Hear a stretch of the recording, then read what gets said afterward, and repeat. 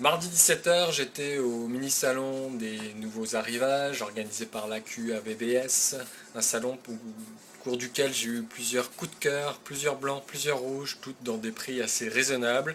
Donc c'est le temps pour vous de prendre un papier et un crayon afin de prendre note s'il y a quelques cuvées qui vont piquer votre curiosité. Donc je vous souhaite une bonne découverte. Donc vous voyez, là on est vraiment à l'entrée du salon, à la maison du gouverneur.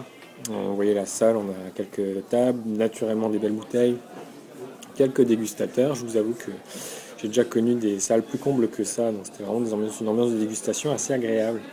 Je commence tout de suite avec mon premier coup de cœur.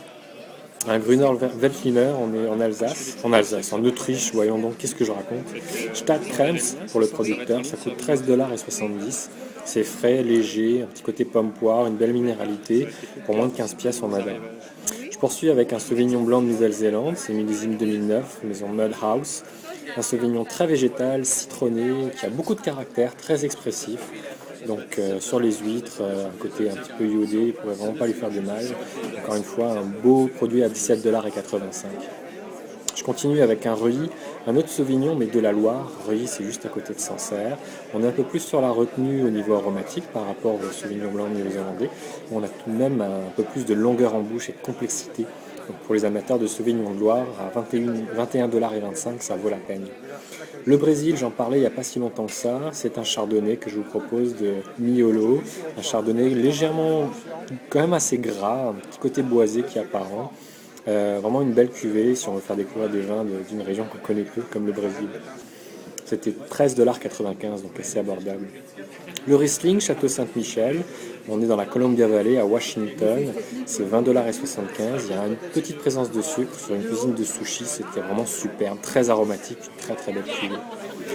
Le Maroc, Xarbaya, cuvée prestige, Beni Mtir, 2008, Cabernet Sauvignon et Syrah, côté un petit peu poivron vert, une belle structure au niveau du vin. Un vin qui a quand même du corps pour 15,05 $, on apprécie beaucoup. Château Redortier, un baume de Venise, donc une appellation en rouge sec dans les côtes du Rhône, c'est 23,90 $. C'est à la fois léger et corsé, on a cette présence du fruit, un côté assez gourmand, mais quand même des tanins, très agréable. Un beau coup de cœur sur le 2003, Côte de Castillon, Bordeaux, Château de Belsier, de la finesse, un vin qui est prêt à boire maintenant, très équilibré, vraiment un très très beau coup de cœur, moi j'ai beaucoup aimé, 23,85 $, on se fait plaisir. On poursuit avec l'Australie, la Barossa Valley, Shiraz, Grenache et Mourvèdre pour le cépage. Un style un petit peu plus confituré, fruits, bonbons, avec quand même une certaine structure, une certaine complexité. C'est un peu plus cher, 26,95 €, mais quand même assez bien fait. Et le gros coup de cœur du salon, c'était ce Minervois la Lévinière, Château Sainte-Eulalie, prêt à boire maintenant, 21,75 $.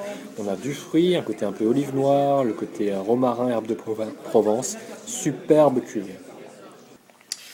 Donc voilà pour la sélection pour ce mini-salon organisé par la QAVBS. J'espère qu'il y a quelques cuvées qui vous ont plu. N'hésitez pas à devenir fan de la page Facebook de Vineux TV, être tenu au courant un petit peu des coups de cœur, des dégustations, des rencontres avec des producteurs. Et je vous dis à très bientôt.